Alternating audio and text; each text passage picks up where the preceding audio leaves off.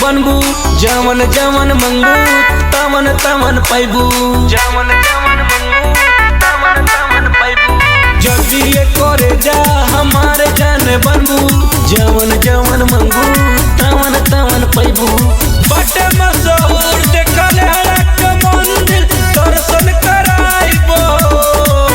जान बन जा हमार मेहरिया नौमी के मेला घुमाइबो। जान बन जा हमार मेहरिया नौमी के मेला घुमाइबो।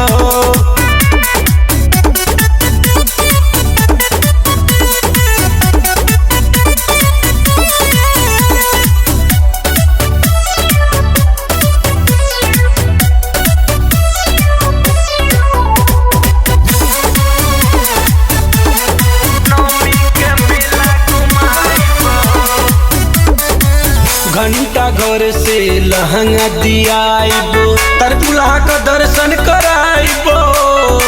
गोरखपुर के मेला घुमाइबो चाट चाउमीन खियाइबो। चाट चाउमीन खियाइबो। घंटा घर से लहंगा दियाइबो तर दुल्हा का दर्शन कराइबो। गोरखपुर के मेला घुमाइबो चाट चाउमीन खियाइबो। बटे मशहूर डोमिनगढ़ के समोसो खियाइबो। जान बन जा हमार मेहरिया नौमी के मेला घुमाइबो। जान बन जा हमार मेहरिया नौमी के मेला घुमाइबो।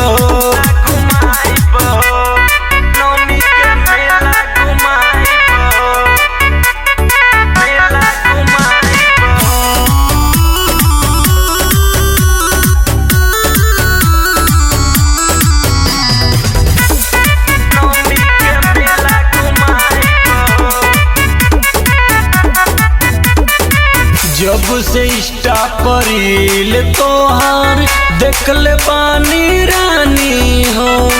माई से विनती कोई के तोहके मंगल बानी रानी हो। जब से इंस्टा पर रील तोहार देखल बानी रानी हो। माई से विनती कोई के तोहके मंगल बानी रानी हो। बटे मशहूर गोरखपुर के तुए मूर्ति देखाइबो। जान बन जा हमार मेहरिया तुए मेला घुमाइबो।